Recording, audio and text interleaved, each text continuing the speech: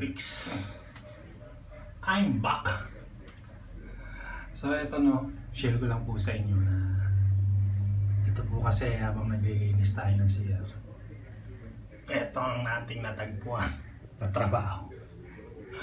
Ayun guys, mga ka-Gentle Pix.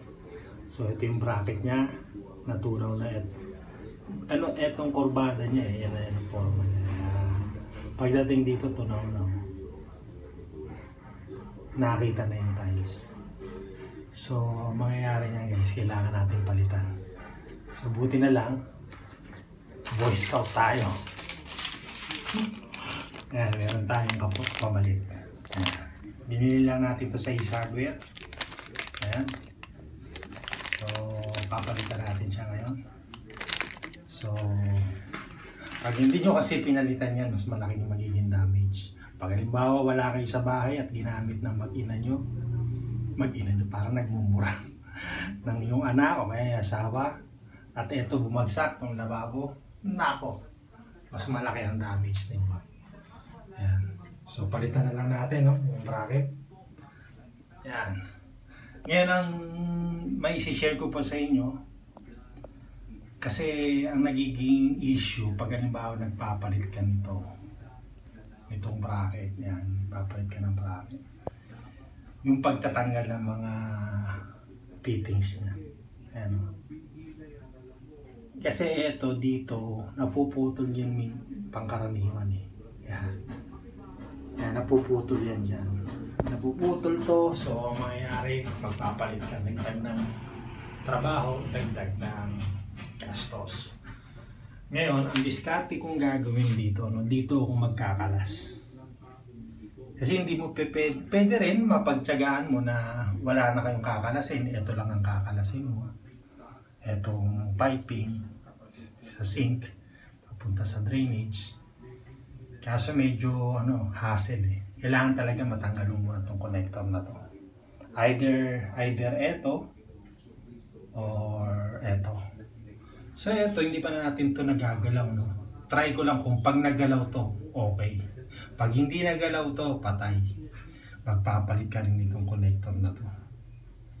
So, sana makalas siya ng gumalaw siya na hindi mapuputol to. Kasi napuputol yan, naiiwan yung pinaka-tuloy. Pakita ko sa inyo, Try natin. Pag nagalaw siya, ang discard ko dito, higpit muna ng konti.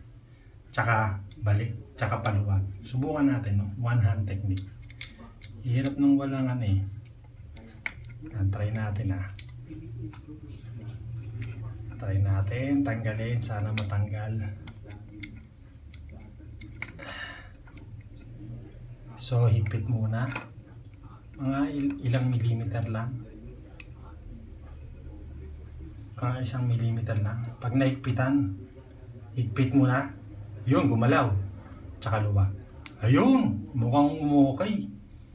Ayan Tapos, clockwise, counter, para lumuwag muna.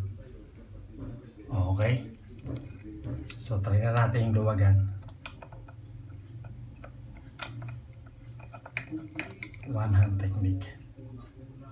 Ayun, mukhang gumalaw. Mukhang okay siya. Ayun. Hirap kasi pag hindi yan gumalaw eh. Ayun. One hand technique lang talaga. Balik natin ulit para hindi mapersa. So ito makakalas na to guys. Maluwag na eh. So ganoon guys Dito na tayo magkakalas. Maluwag kesa dito. Baka maputol pa yan. Dito na lang tayo magkalas. So yun mga ka-Gentle Pix. So magpapalit tayo ng bracket. Ito, successful na tayo sa first steps natin. So, dito naman, sa ganito, wala naman tayo magiging problema. Basta tama lang yung pagkalas nyo. Medyo, ito lang, medyo messy lang talaga, mabaho. Kaya mag-face mask lang kayo. Tapos, magaan lang naman to. Mabaho lang talaga. Ang hirap lang ito, mabaho. Marumi, nakakasuka. Pag maselan ka masyado, hindi mo magagawa to. So, sa mga masiselan, magpatrabaho na lang kayo. Sa mga medyo talagang hindi kayang amoy, patrabaho na lang kayo. So, yun lang mga ka-Gentle Pix. At salamat po muli sa Diyos nakapag-share ulit sa inyo. Pagdating nga pala po dito, no, ito medyo messy rin to eh. Kasi kinalawang, tatanggalin mo lahat ng kalawang yan bago mo lagyan ng tox. Sa mga masiselan, pagawa na lang din kayo kasi marami rin talagang trabaho talaga to. So yun lang mga Gentle Pix, sana mga videoan ko pa to, no? So yun lang mga Gentle Pix, salamat po muli sa Diyos.